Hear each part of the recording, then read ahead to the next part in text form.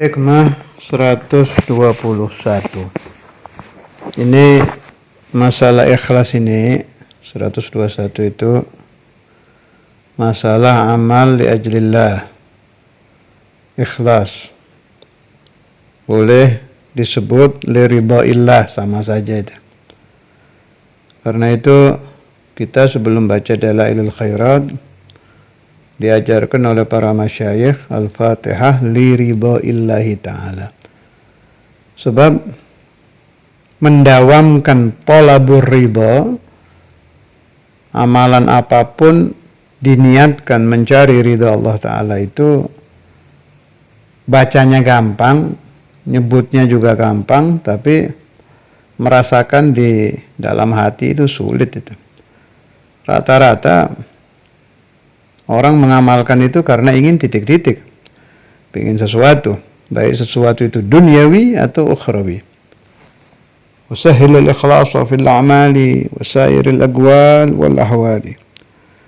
Ulama-ulama para aulia di munajat-munajat beliau-beliau itu sering mengulang-ulang tentang ikhlas. Sampai ada sholawatnya kan, sholatan arqa biha maraqiyal ikhlas, karena sulit. Wa aqsa muradi ridha'uka daimul hal, Habib Abdullah bin Ali al-Haddad dan lain-lain.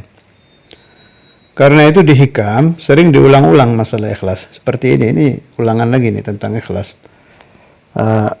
Kalau sesuatu ditikrar oleh sahibul kitab, artinya menurut mu'alif itu masalah yang sangat penting. Mata talabta iwadan ala amalin tulibta biwujudis sidqi fih wa yakfil murib wijdanus salamah. Mata talabta, kapan saja engkau meminta, iwadan ganti, yakni upah maksudnya, ala amalin atas sebuah pekerjaan, tulibta maka engkau dituntut biwujudis sidqi fih, harus benar-benar mengerjakan amalan tersebut. Padahal as-shadiq fil amal, boleh kita katakan tidak mungkin terjadi. Nggak bisa. Nggak mungkin. Orang mau beramal satu amal sempurna, udah nggak bisa. Sebab kita insan tidak ada kamal, nggak ada kesempurnaan. Insan itu tempatnya nukus, pasti ada kurangnya di sisi ini, di sisi ini. Nggak bisa sempurna. Kalau mau hitung-hitungan sama Allah, ya Allah saya sudah beramal ini, saya minta surga dong. Oh, nggak ketemu. Jadi memang benar ulama itu benar. Kita disuruh ikhlas, al-amal li ajlillah, ya Allah amalan saya ini kurang, tapi bifadlik wa judik wa karamik, saya mohon diterima. Nanti diterima oleh Allah Ta'ala bijudihi wa rahmatihi. Tapi kalau mau hitung-hitungan, nggak masuk. Amal apapun nggak bisa, pasti ada kurangnya. Wa yakfi, dan cukup, al-muriba ay al-murtab, orang yang ragu bahwa Allah akan membalas ibadahnya. Bagaimana kalau orang ragu-ragu, ibadah saya ini diterima apa tidak oleh Allah Subhanahu wa ta'ala? Jawabnya, wa yakfil murib wijdanus salamah, dan cukup bagi orang al-murib ay al-murtab, orang yang ragu-ragu apakah Allah Ta'ala akan memberi saya pahala padahal amal saya ini tidak sempurna. Orang yang masih syak itu cukup bagi dia wijdanus salamah, untung Allah Ta'ala tidak menyiksa Anda dengan niat yang tidak baik ini. Yakfihi, cukup bagi dia, hinya kembali ke Al-Murib, annallaha, sesungguhnya Allah, lam yu'aqibhu, tidak menyiksa dia, ala hadzal qasdil qabih, atas tujuan yang buruk ini.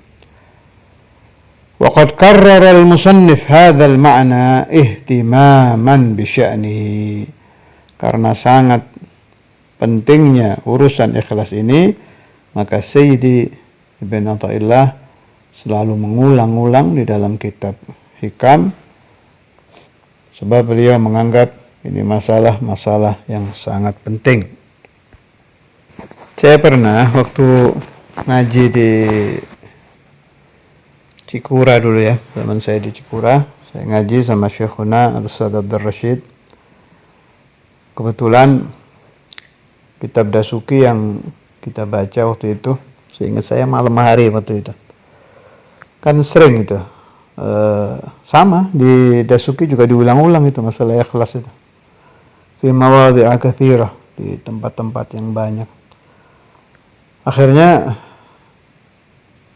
kita mau mubahatsah waktu itu, ya apa urusan ikhlas ini? Sebab dari sulitnya ikhlas boleh ditanya para aulia, jelas yang masih hidup ya, para aulia boleh ditanya, ada enggak satu amal saja dari amalan kalian yang kalian yakin diterima Allah dan ikhlas? Tidak ada jawabnya. Tidak ada. Enggak ada satu wali pun yang bisa yakin bahwa amalan-amalan beliau-beliau itu sudah mencapai darajatul ikhlas. Jadi kan susah ini. Sedangkan ikhlas ini harus. Nah, kalau kita kembali ke kaidah al-anbiya ma'sumun, ar-rusulu ma'sumun, jelas kita bisa pastikan al-anbiya wal mursalun ahlul ikhlas, bila syak sudah. Sebab beliau-beliau itu ada ismah. Mustahil ada satu amalan dilakukan nabiyun aw rasul yang tidak ikhlas. Itu bisa kita pastikan. Tapi begitu turun ke kita, orang-orang awam, wah ya susah. Wali-wali aja nggak ada yang berani mengaku bahwa amalnya sudah ikhlas. Ya boleh kita yakini juga para aulia. Selagi beliau-beliau itu memperoleh wilayah dari Allah Ta'ala, ya udah jelas ikhlas ya. Sebab kalau sudah ikhlas kan naik nanti dapat wilayah. Tuh ya, tapi kalau untuk kita ya sulit. Nggak ada sekolahnya ikhlas itu. Sulit. Lah pas saya mudzakarah itu natijahnya terakhir itu ditemukan hukumnya begini. Ikhlas itu fadl dari Allah Ta'ala. Jadi mahdhu fadlillah. Nggak bisa dikasap itu. Jadi kalau kita ingin diberi rezeki ikhlas, kalau bahasa Jawanya waktu itu memiliki fadli Allah Ta'ala, mahdhu fadlillah. Ya minta kepada Allah Subhanahu wa Ta'ala supaya kita diberi ikhlas. Kalau punya syekh yang mukasyif, itu enak. Nanti guru bisa memberitahu, bisa memberi isyarah bahwa muridnya itu balagha darajatul ikhlas. Seperti kejadian Syekhuna al-Imam Al-Habr Al-Qutb Al-Habib Abdul Qadir bin Ahmad Al-Faqih ketika beliau mengajar di Al-Khairiyah Surabaya. Waktu itu pendiri, kalau nggak salah itu pendiri Al-Khairiyah itu Habib Muhammad Muhdhar apa Rais? Muassis atau Rais saya lupa, ahaduhuma, kayaknya sih muassis. Al-Habib Al-Imam Al-Qutb Muhammad bin Ahmad Al-Muhdhar. Habib Muhammad Muhdhar ngakui itu. Aqama bidarsil ilmi lillahi mukhlisan. Kalau udah ada syahadah dari guru, itu wajib itu sudah. Aqama bidarsil ilmi, yani Al-Imam Al-Habr Al-Qutb Al-Habib Abdul Qadir itu ketika beliau mengajarkan ilmu agama lillah mukhlisan, semata-mata melaksanakan perintah Allah Azza wa Jal, dan beliau sudah mencapai darajatul ikhlas. Satu lagi, ini juga ingatan saya waktu saya masih ngaji di Tegal dulu. Ini kejadian salah satu murid Kiai Said, pakai Ubaidah, pakai Armia. Pokoknya aulia sana lah. Ahadu talamidhihim itu mengajar, muridnya tidak terlalu banyak, tapi lillah, mukhlis, ikhlas. Taunya dari mana? Satu waktu ditamui malaikat bertamu ke rumahnya. Allahu Akbar. Malaikat bertamu ke rumahnya bisuratil insan. Ini saya dengar riwayat ini waktu masih ngaji Dasuki juga dulu itu. Dengan bentuk manusia.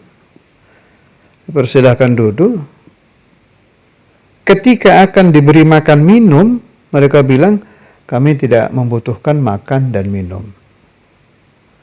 Kami ziarah, ihtiram kepada antum atas perintah Allah Subhanahu wa taala.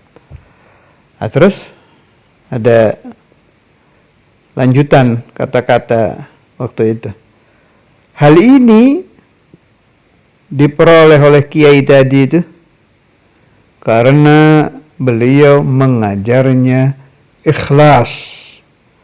Fal ikhlasu, ikhlas itu bisa menarik ziyaratul malaikah ilaik.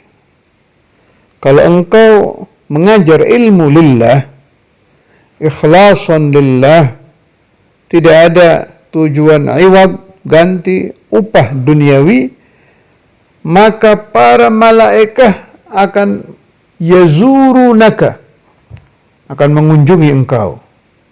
Fasar min alamatil ikhlas fit ta'lim, sebagian dari tanda-tanda orang mengajar itu ikhlas, ziyaratul malaikati lahu, berkunjungnya malaikat kepada si muallim tadi.